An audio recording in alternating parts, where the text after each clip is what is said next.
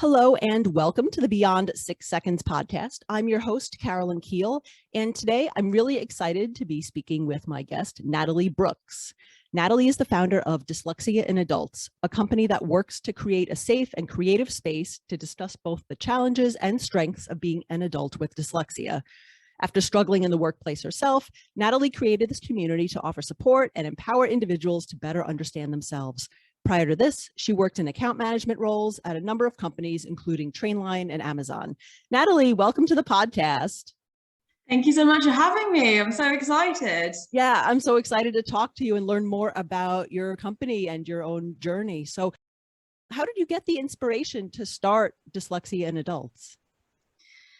Well, I mean, you very neatly summarized it, to be honest. I am my own target audience. I was really frustrated in the workplace and felt really alone and that I had nowhere to turn. And every time I tried to Google dyslexia, all I would find is just tons of information for kids. And I just thought to myself, but my brain doesn't change. Why is there no support? I just don't understand. And eventually I just got to the stage where I thought, no one else is going to do this. I'm just going to have to do it myself. And that's the story. So, you mentioned having challenges in the workplace throughout your career, but I understand in school, I think I read on your website, you had went to a school that specialized in dyslexic students. How is that different from, being in school versus making that transition into the workplace after you graduated? Yeah, absolutely. I think one of the things I talk a lot about in the community is the thing with dyslexia is you can have assistive technology and you can have the right structures put in place. But what I find really is what a lot of dyslexic people are looking for is just kindness and a little bit of understanding and a little bit of flexibility and a little bit of support when we ask for it. And that's what I really had in this school. So they understood that our brains were a little different and that we worked a little bit differently, and we were just given that extra bit of kindness, that extra bit of support, and where it was needed and required with particular lessons, more support and kind of information where we needed it. But really what that school taught me is the importance of the right environment. Yeah, absolutely. Everybody works differently, so I would imagine that there's some just different ways of working and learning and achieving things in school as well. Exactly. I mean, the one thing I often say to people when, we talk about the fact that dyslexic people are asking for that something a little bit different, or maybe that's something a little bit extra, is a lot of the research that is done actually says that the environment that's right for a dyslexic person is actually the best environment for everyone. Yeah. So when you say as a dyslexic person, oh, is it possible for us to do it this way? Or could it be done that way? Or could we have a look at this structure? The important thing to say is, firstly, a lot of people are neurodiverse and specifically dyslexic. So it's not just you that's asking for that. But also it's important to point out that not that many people like reading long, complex documents. Not many people like being talked at for 20 minutes without the opportunity to break that information down. Not many people don't like having interactive learning. So really, we aren't asking for anything that other people don't want as well. Mm-hmm. Absolutely. Whenever I do design work, either for my podcast or for other work, I find that a lot of the basics of design are around, is communicating very clearly. And that is something that benefits everyone. As you said, nobody wants to read a long, complex document or just listen to an hour lecture. I think a lot of the basis of even the accessibility conversation and principles in general are just making it easier for everyone. Exactly. Even, in today's 21st century society, everyone has a short attention span. It's just that we have a reason for ours. So, there's something unreasonable about those adjustments that we're asking for. Mm-hmm. Yeah, absolutely. So it sounded like that your school was really good at making those adjustments and giving that clearer communication or just that extra kindness and patience as well. When you transitioned into the workplace, how was that different for you? Yeah, absolutely. It was a big culture shock, to be honest. I often really look back on those first couple of years after university and just just feel really sad that I made the choices that I did and I was in the place that I was in terms of how I was feeling about myself. So I was doing well at school. I think everyone would be kind of fairly confident that my grades were decent. And then I went on to university, got a very decent degree, studied politics, and was a bit of a tragic nerd, to be honest. And then I had the opportunity to go, I left university and I thought, right, I need to figure out my career path. And because I just had this nagging self-doubt and this self-confidence that I would never be good enough, I would always be a problem, and that I would always need support and I wouldn't know how to figure things out without help, and I was worried about that, I just refused to take any kind of complex job. I just went for the most simple, the easiest job that I thought I could possibly do. I just went in right at the ground floor because I just didn't really believe that I was capable or that any workplace would be good for me. So I thought that I had to start at the bottom to essentially, I don't know how to best describe this, but almost, if I was doing really badly, then it didn't matter because I was in a low paid, like low skill job. So it's not a problem that I'm doing badly, which is just on reflection, such a silly, sad thing to do. And then I wasn't very good at that first job because it was data entry and not a quintessentially successful dyslexic job. And so it then further eroded my confidence. And as a result, I then took a while to really build up my career to the path that I actually should have followed, which was account management and working with people and having my own business and all of those types of things. I think if I'd have had more confidence in myself, I've been successful a lot sooner. It took me about 10 years to build up to the role that I think I probably deserved. Wow. Yeah. And you at one point started sharing a little bit more about your story and your struggles on social media. Was that before you started your company? Yeah, exactly. So the genesis of dyslexia in adults and the community that's associated with it is really, like I said, just my own personal experience. Because no one talks about adults, I thought I was genuinely the only one struggling with it. I thought that everyone else has got their self together and that I must not be dyslexic. I must just also be stupid. And so therefore, I just thought, do you know what? I'm going to see if anyone else feels the same. I'm just gonna put out a few ideas and see what happens. And I was just incredibly lucky that my ideas connected, and quite quickly I started building a fairly decent following, and then really started to realize I was helping people with what I was doing. And then the pandemic hit and I thought, do you know what, I've got the time to really actually work out how I can take this one step further and really help people. That's great. I think there's a common misconception that with a lot of neurodivergent conditions like dyslexia, that it's present in childhood and then somehow you magically grow out of it when you become an adult, which is not the case even remotely. Exactly. I think what really frustrates me is how little the reality of the dyslexic experience is talked about.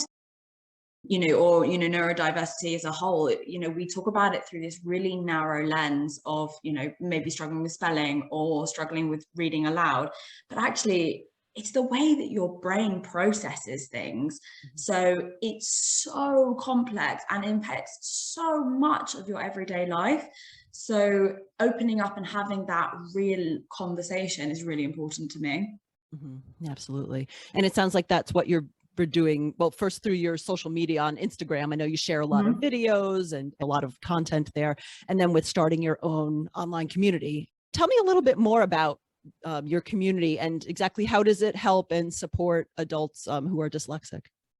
Yeah, so I really try and think of what I'm doing as a movement. I really want to try and empower adult dyslexics. And so the social channels are really about talking about our experience in the most realistic, raw, honest way I can possibly think of. There is not an embarrassing story that I have not admitted on social media, including meeting Richard Branson and pooing in front of him when I was 2 years old. So there is genuinely not a story that I haven't fessed up. Every embarrassing mistake I have ever made has been broadcast on social media, because I think it's really important to talk about those things and try and help people to realize that they aren't alone, and it isn't just them that feels this way or experiences neurodiversity in this way. So that's kind of what the social channels are all about, is about bringing the message that it isn't just you aren't alone. There are thousands, millions of people who feel exactly the way you do.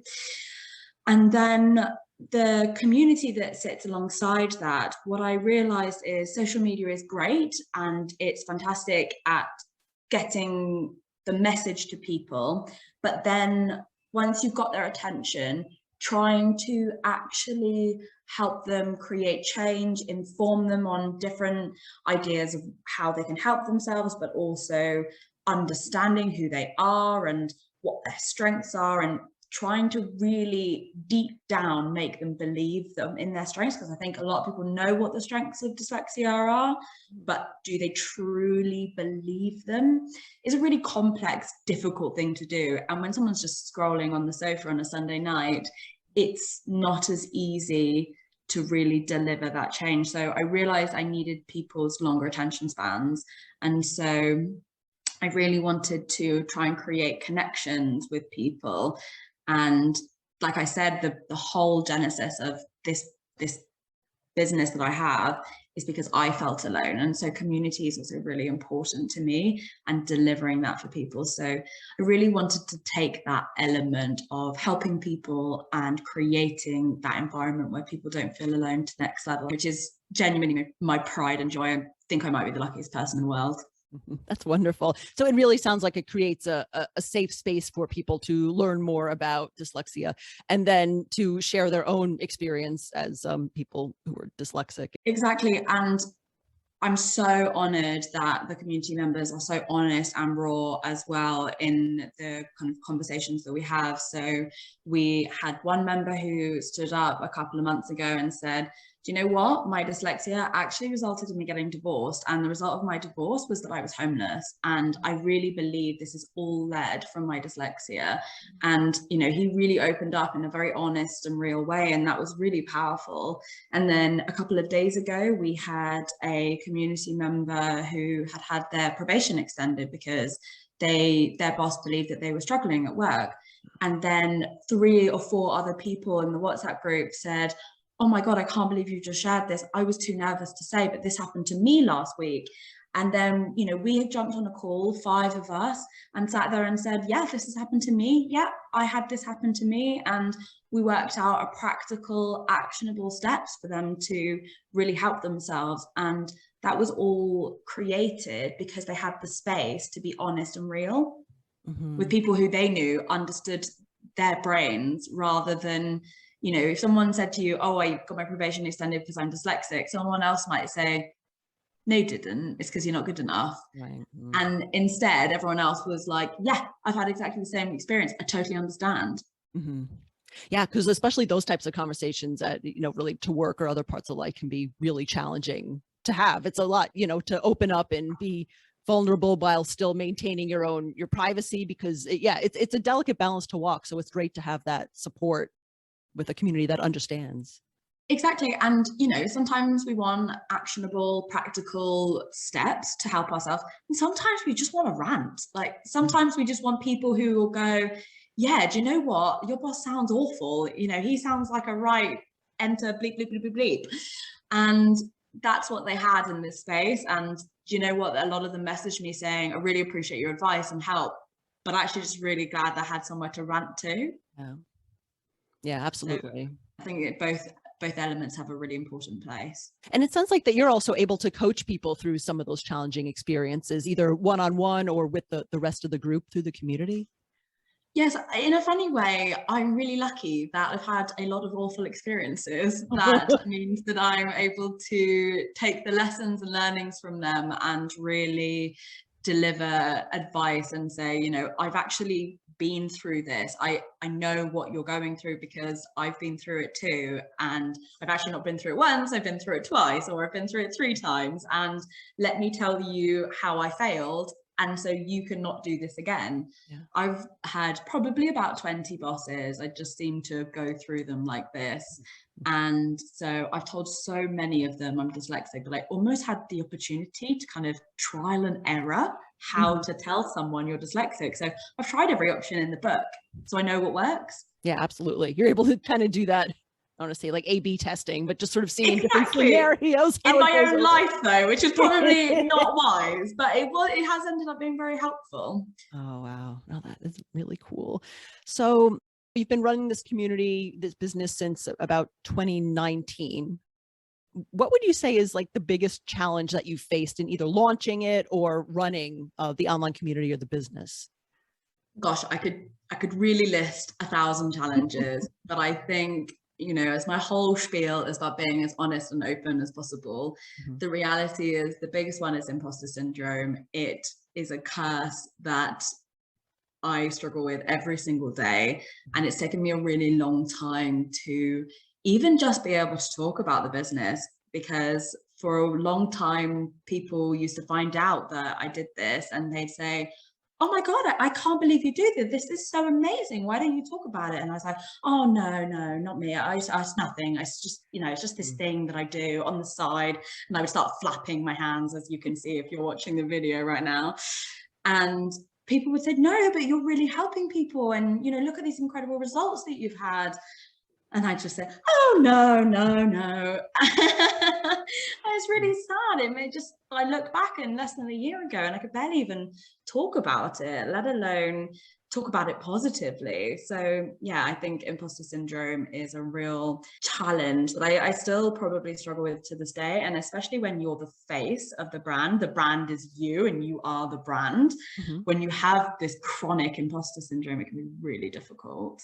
Yeah, it's challenging, especially when you're starting something brand new to you. Like I imagine that sort of this venture into entrepreneurship is very new. And I think a lot of people are just kind of trying things out and figuring out as they go along, you know, especially if they've been in more of those corporate or traditional types of jobs. So I had this idea when I was kind of 22, 23. I thought someone should do something about this whole adult dyslexia thing. Someone's going to make a lot of money doing that one day. And for years, I just thought, this is a really good idea. These people really need help. There's a lot of ways that you could really deliver for this. And eventually it just got to the point where I was like, no one else is doing this. I'm going to have to do it myself. So yeah, the imposter syndrome just, you know, cursed me for years, but it means I didn't even start it. wow. Yeah. And I think it's great. And is the community now, is that the main thing that you focus on, or do you still work in corporate at all? No, I actually decided to do this full time about 2 months ago. So it's fairly new. I've been doing it on the side until now, but I just saw so much potential with it. And I could really see that it needed my time and effort. And I just had a set of circumstances that meant I could really dive in with both feet. And really, it has just gone from 0 to 60 in even those 2 months. It's amazing what's giving something your full-time focus can really deliver. Yeah, that can really make a difference. And the community that you have, do you have people from all around the world in there? Yes, genuinely all around the world, which does make it quite challenging with time zones. So we have Australia, America, Africa, across Europe, South America. Yeah, you name a kind of major population zone and we have members there, which is really amazing because I think firstly, it really delivers this sense that we are genuinely not alone because the experience is so universal. When you can speak to someone who lives in New Zealand, Central America, like rural America, and then London, and they are telling you exactly the same experience, word for word. You know, my teacher said this, it chronically affected my confidence. I then went into the workplace, this happened to me, and it's the same story. It really makes you realize that you aren't alone. And then the other thing I love about the fact that it's a multinational community is that you learn from the different cultures. So, you know, what someone is doing in the Netherlands might be different from what someone is doing in the US, from what's different happening in Australia and UK. And so we really learn about the different ways that the different cultures are trying to tackle this problem. Right. That's excellent. Yeah, it sounds like such a great supportive community and a wonderful resource that was sorely needed. I'm just so grateful that it's now big enough that we can really help each other. So, you know, I was talking about those people who were struggling with their probation yesterday. One of them was a forensic scientist. I was thinking, this is really weird. I know another forensic scientist in this community. Wow. So I was able to say, oh, you're struggling with your report writing and, you know, for your forensic science job. But like, I don't know a lot about forensic science. I can give you the basics of how to work in a corporate environment and how to help yourself, but I probably couldn't help you with writing a report of that nature. Right. But I know someone who can. So there's a community member who's been in the community for 9 months. She's also a dyslexic ambassador for her organization and has recently become a dyslexic assessor. So she's just a powerhouse of a woman. And so I said, let me put you two together. And actually in about an hour's time, they're having a Zoom call to run through how to write reports as a dyslexic forensic scientist. So yeah, the breadth of the community means that we're really able to help people on a general scale, but also a really specific scale, which is amazing too. Right. This is really my passion. It makes me so happy to talk about it. Yeah, absolutely. And it sounds like the community is now big enough so that you actually would sort of randomly have 2 forensic scientists among it. That's wonderful. That was very unusual. I was quite surprised that, yeah, normally it's 2 people in marketing and it's, you know, yes, I can help you there. But 2 forensic scientists I was pretty chuffed with. Wow, that's awesome. And so it sounds like, you know, the company and the community is still relatively new, just starting in 2019. But what do you say are sort of more of your long-term goals for dyslexia in adults? Oh gosh, yes, it definitely is an ever-evolving beast. It's really important to me to try new things and be fine with something not working and consistently evolving and improving, because we take a lot of feedback from the community. In terms of the long-term goals, I really would like to start doing 2 things. So doing some work to create societal change. Like I said, this is really about creating a movement. And so I've actually just ordered a load of books off Amazon on how to create grassroots movements and what you have to do to really create structural change in society. So I want to look at how exactly I can best leverage the amazing people I have around me to start delivering change, because like I said at the top, really what a lot of dyslexic people are looking for is just a bit of understanding and a bit of kindness. And so the best way I can deliver that is by trying to educate people and explain to people what it is that we're looking for and why we're worth giving that time to. And then, you know, as that goes hand in hand with eventually working with businesses to create that change and helping them understand the value that dyslexic people can bring to their organizations and how to help them. Because even when I worked at Amazon, I told my boss I was dyslexic and he said, I'm really sorry, I don't know how to help you and I don't know where to turn. And if one of the biggest companies in the world is saying that, imagine what else is kind of going on in the world. Yeah, absolutely. Yeah, I think more wider education and just awareness and understanding and appreciation of dyslexia and, you know, the challenges and the strength that go along with it is really important.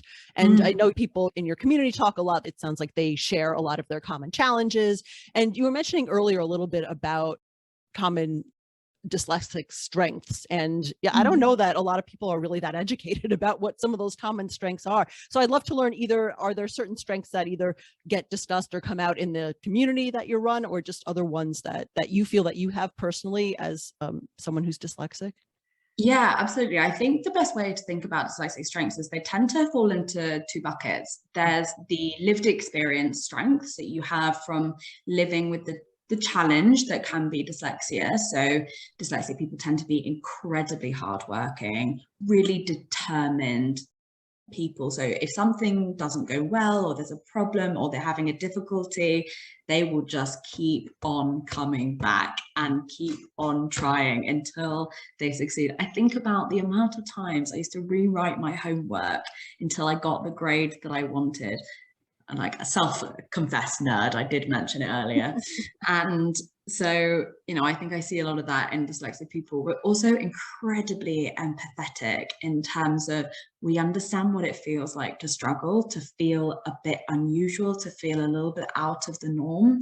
And so we want to help people that feel like that. The amount of people who tell me, I became a teacher because I don't want to see another dyslexic child be treated the way I was treated in the educational system. Or nurses who say, I just want to help people who are struggling or having a difficulty. Or even if in your normal corporate job, you want to help the new member of staff upskill quicker and learn faster, because you just really care about helping those types of people. So I'd say that's one bucket, which, when you said what's the main thing that people talk about, it often tends to be that bucket of, it's really made me very hardworking or determined and resilient, and I'm a very people person, tends to be brought up a lot.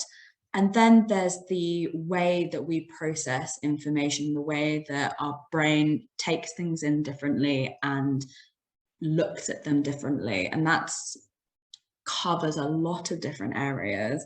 I'll talk about myself so that people have got a kind of jumping off point that they can come from. So that tends to be, because dyslexic people don't like the minutiae, the small parts of processing information, we really like the global view, being able to see everything, understand everything. And so that brings so many incredible strengths, such as problem solving, because you see so many different elements and so many different parts of the problem. Sometimes being very organized, because you can see from start to finish every single element that you need to work through. Or it can make you very good at simplifying or storytelling or explaining a concept, because you're able to see everything in one way, and then you're desperately trying to simplify it because your brain doesn't like a lot of information. So it's trying to come out in the easiest way possible. So there are a couple of bits and pieces that can come from the way that your brain processes information, but there's lots more, such as being very creative or image centric and all those different bits and pieces, but they're the ones that resonate with me. Unfortunately, I can't draw to save my life, and so I'm a little bit angry at the creative one because I don't have it myself. So I don't talk about that one. That's great. Yeah, thanks for going through those. I think we also find that in a lot of neurodivergent people as well, a lot of those sort of obviously thinking differently, because we think differently about the way that the world works and own experiences. So yeah, that's really exactly great. Fantastic. Wow. So yeah, Natalie, where can we find your community online if people want to learn more about it and potentially join up? Yeah, absolutely. So best place to find me is on Instagram. It's Dyslexia in Adults, and you can check out the content and see if it's something that's helping you. And then we can always go further into looking into the community. The website is dyslexiainadults.co as well. So we can discuss whether or not it's right for you to join and be involved and jump into the amazing community. Right, fantastic. And I'll put that link in the show notes so that people can just click on it when they listen to this episode. Awesome. So yeah, Natalie, thank you so much for being on my show. As we close out, is there anything else that you'd like our listeners to know, or anything that they can help or support you with? Yeah, I think I would really like it if people walked away from this thinking, do you know what? I'm not alone. I'm not the only one that feels like this, and I'm not the only one that's struggling, because I think that feeling alone in this problem just really doesn't help anyone. So that's what I really am keen to try and help people change. Right. Fantastic. And it sounds like you're well on your way to making those changes. So yeah, thank you so much, Natalie, for sharing your story with my listeners today. Oh, thank you for having me. It was lovely to chat to you. Have a nice Great, day. great talking to you too.